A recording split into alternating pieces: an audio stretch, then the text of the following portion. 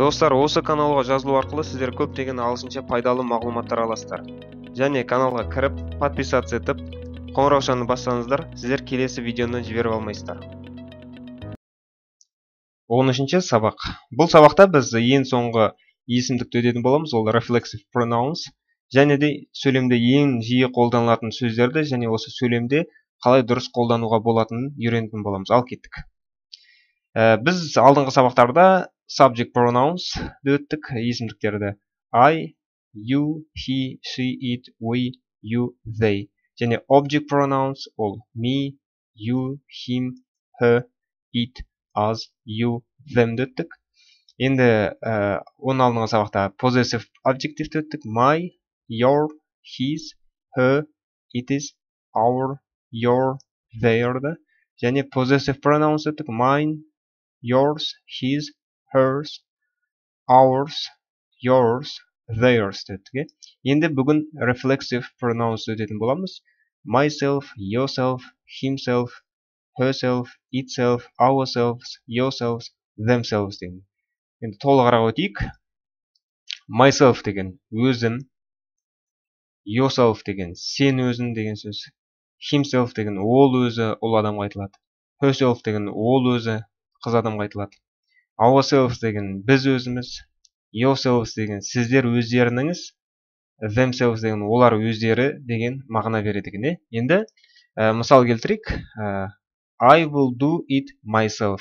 I will do деген мен істеймін деген сөз. I will do it мынаны myself. Мен осыны дейді өзім істеймін. Myself деген өзім. Енді do it yourself. Өзің осыны істе дейді. Yourself деген өзің. Келесі. He is happy with himself. Ол өз-өзіне риза. Өз-өзіне өзін деген секілді ғой. He is happy with himself. Ол өз-өзіне риза. Ол адамды айтылып тұр. She knows herself better than other. Ол өз-өзін дейді. Herself деген өз-өзін деген сөз. Жақсы біледі дейді. She knows better. Жақсы біледі. Than other. Басқаларға қарағанда. Келесі. We will do it ourselves. Біз осыны дейді өзіміз істейміз. Кім? Ourselves деген өзіміз. Келесі. Most importantly дейді. Ең маңыздысы дейді. Believe in yourselves. Ең маңыздысы өзіне сен дейді. Yourselves деген өзіңізге деген мағынаны білдіреді. Most importantly believe in yourselves. Ең маңыздысы өзіне сен дейді. Ең соңғысы. People will help for themselves. Адамдар өз-өздеріне көмектеседі дейді. Кімдерге? Өз-өздеріне деген themselves деген мағынаны береді. Енді ең жиі қолданылатын сөздерді өтейік.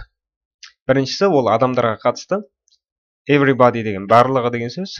Somebody кейбіреу, біреу деген мағынаны білдіреді. Nobody деген ешкім деген мағынаны білдіреді. Келесі сөздер тура соған ұқсайды, бірақ бұл жансыз заттарға арналады. Мысалы everything деген барлығы, something деген бір нәрсе, бірдеңке, nothing деген еш нәрсеге мағынаны білдіреді. Және үшіншісі осыған ұқсайтын. Бұл кеңістікке пайдаланылады. Мысалы everywhere деген әр жерде, қай жерде деген мағынаны білдіреді. Somewhere деген бір жер, nowhere деген еш жерде, ешқайда деген мағынаны білдіреді. Енді әрбіреуіне мысал келтірейік. Бірінші адамдарға қатысты. Everybody деген барлығы адамдар жайлы. Somebody деген кейбір, бір адамдар, кейбір адам деген не деді? Және nobody деген ешбір адам деген секілді сөзде қолданылады екен. Мысалы, everybody is here. Барлығы, everybody is here деген осы жерде. Бұл адамға қатысты. Everybody loves tea. Барлығы шайды ұнатады дейді. Loves tea. Келесі somebodyға. I know somebody who knows her дейді. Мен біреуді білем дейді. I know somebody дейді. Мен біреуді білем. Who knows her? Оны білетін дейді. Бір қызды білетін. Somebody дейді. Was here. Біреу дейді. Somebody деген біреу. Was here деген өткен шақта қолданып тұр. Осы жерде болды дейді. Was here. Келесі nobodyға. Nobody lives here. Nobody деген ешкім деген сөз бе? Ешкім бұл жерде тұрмайды. Lives here деген true деген сөзі осы жерде. Nobody деген кезде ешкім. Мысалы, nobody not lives here деп айтылмайды. not деген сөз осы nobody'дің ішінде қолданылып кетіп тұр. Nobody, ешкім. Nobody lives here. Nobody деген жерде not деген қолданылмайды ешқашанда. Nobody lives here. Ешкім бұл жерде тұрмайды. Келесі, nobody knows where he is. Ешкім дейді, оны қайда екенін білмейді дейді ол адамды. Келесі, енді жансыз заттарға қалай қолданылады. Everything деген барлығы, something деген бір нәрсе, бірдеңке деген сөз, nothing деген еш нәрсе. Мысалы, everything is ready дейді. Барлығы дейді. Dine is ready. Келесі, everything looks beautiful in the spring дейді. Looks beautiful деген әдемі көрінеді деген сөз. Көктемде дейді in the spring. Барлығы everything looks beautiful in the spring. Көктемде барлығы әдемі көрінеді дейді. Барлығы деген everything. Енді something'ге I know everything about you. I know деген мен білем деген сөз. Мен сен туралы барлығын білем дейді. I know everything дейді. Мен about you. Мен сен туралы барлығын білем. Енді something'ге I will tell you something interesting дейді. I will tell деген мен саған бірдеңе айтам деген сөз. I will tell you саған. Мен саған бір қызық дейді. Бұл бір нәрсе, бірдеңке, бір деген секілді мағынасына қолданылады екен. Something, мысалы, бір қызық деген, ол нақты не екенін айтылып тұрған жоқ, сосын бір қызық әңгіме, something interesting деп тұр. Мен саған бір қызық әңгіме айтамын. Енді I want something to eat. Мен бірдеңке жегім келеді. Бұл жерде көрдіңіздер ғой, нақты айтылмаған кезде, мысалы, не жегісі келетін. Бұл жерде бірдеңке, бір нәрсе деген қолданылады. I want something to eat. I want деген мен бірдеңке қалайым деген сөз. I want something to eat. Мен бірдеңке жегім келіп тұр. Келесі, give me something to drink. Маған ішетін бір нәрсе бер. Something деген бір нәрсе деген сөз. Give me деген маған бер деген сөз. Көрдіңіздер ғой, нақты не екен емес, маған бір нәрседе бірдеңке болса, онда something қолданылады. Енді үшінші nothing. I know nothing about it. Мен бұл жайлы еш нәрсе білмеймін. I know деген білеме, nothing деген бұл жерде еш нәрсе білмеймін деп кетеді. Бұл жерде I know not nothing about деп келмейді. Not деген ешқашан қолданылмайды, nothing болған жерде. I know nothing about it. Мен бұл жайлы еш нәрсе білмеймін. Келесі, I see nothing there. Мен еш нәрсе көріп тұрған жоқпын. I see деген мен көріп тұрмын дейді, бірақ nothing деген сөз еш нәрсе көріп тұрған жоқ деген мағынаны білдіріп кетеді. I see nothing there. Мен еш нәрсе көріп тұрған жоқпын. Ең соңғысы, they had nothing to eat. Оларда жейтін еш нәрсе жоқ дейді. Енді үшінші мысал, ол кеңістікке арналған. Everywhere деген әр жерде, қай жерде, somewhere деген бір жер, және nowhere деген еш жерде, ешқайда деген мағынаны білдіреді. Ал енді мысалмен кеттік. Everywhere we went people were friendly дейді. Қай жерге барсақ та, everywhere деген қай жерге деген сөз. Қай жерге барсақ та, we went people were friendly. Адамдар жақсы болды дейді. Friendly деген сондай жақсы, бауырмашыл, сондай дос деген мағынаны білдіреді. You find fast food everywhere.